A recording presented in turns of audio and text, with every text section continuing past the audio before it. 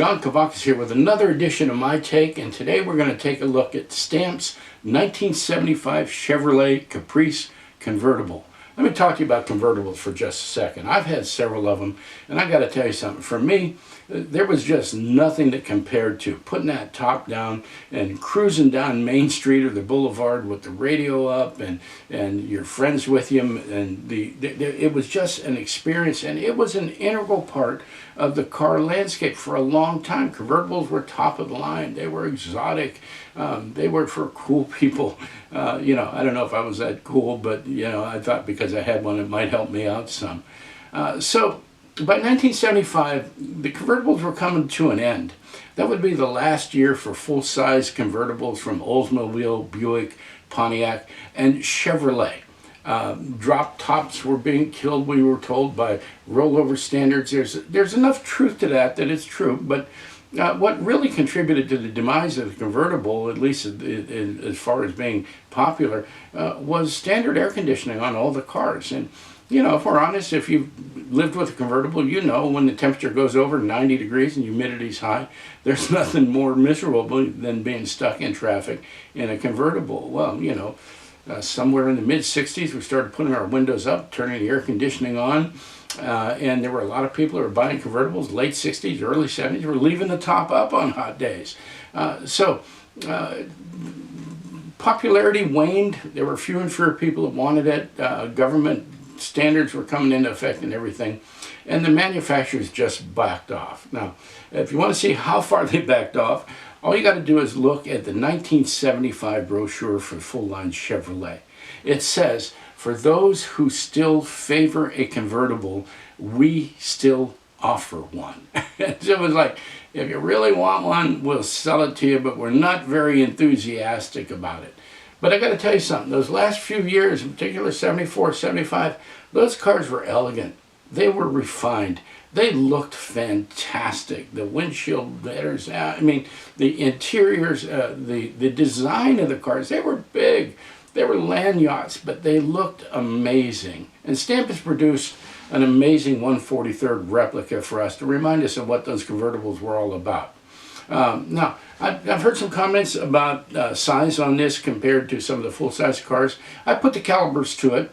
The actual car was 223 inches. This works out to a scale 224 inches. So they've got the scale nailed right, and the width is the accurate as well. So Stamp made them in two colors, with top up or top down for both colors. There's black with a white interior, and then we have the orange poly with a beige interior and a white roof. So let's get it on the turntable and take a look at it. I give Stamp credit for venturing into the 70s. I've talked about this before. They really went in with both feet, and they're making some really interesting models. And here's the Caprice.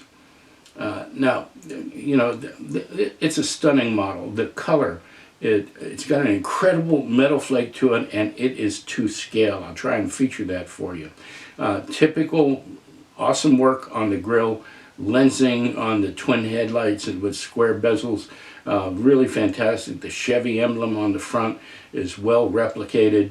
Over on the side spear is silver. We've talked a little bit about this as well. It doesn't really detract from the model, but it's noticeable on this one because the side spear is a little thicker than on some of the other models. Now, they've done a great job with the wheels. They're fantastic. They're accurate depictions of what the full-size wheel is. The side marker lights are well executed. The tail lights around the back, just really incredibly well done, with minute detail that you've got to really look close to get it, even down to the rub strip on the back bumper, that little black rub strip that we all remember so well. And of course the convertible top is textured. It's got the seams in it, and the glass rear window. Well done, well done. The interior, the door panels are just little works of art. The dashboard and the steering wheel are very accurate depictions of the 1/1. It's a great model. the trim around the windows is photo etched, but it's very accurately done, and it looks just like the 1-1. This is a really, really nice model. And, you know, I think you can only get them on the secondary market now. You can check the stamp website. I'll give you the website up here to take a look. And some of the dealers still have them. But let's go to the 5-star. Fidelity, I'm giving it a 5. It measures out perfectly. They've got the image of the car is really well executed. Trim lensing and badging, I'm going to go with a 4 on this one. That silver spear on the side, my eye goes right to it. Color 5, they did a beautiful job of replicating the color. Interior detail 5, and you know, I like Stamp's interior. I would give this a 5+ if I could. Wheels and tires 5. And overall value at about $129. I've seen them go for $109, but I've also seen them going on the secondary market for up to $140, $145 plus shipping.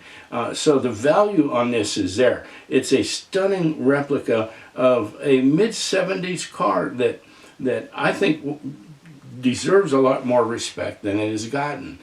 So that gives us a 5-star rating of 29 out of 30 points. It's a very good rating. We've seen that type of rating come with several stamp models and several other models, and it's there because they're worthy of it. It's a fantastic model. It would be a great addition to your collection. So that's my take on Stamp's 1975 Chevrolet Caprice Convertible. Thanks for tuning in. Before you leave, do me a favor. Give me a like if you like the video. Make a comment. If you go to the YouTube channel, you can make comments there, and I'd love to have you as a subscriber. I've got more stuff coming, and they're coming soon. I'll see you real soon.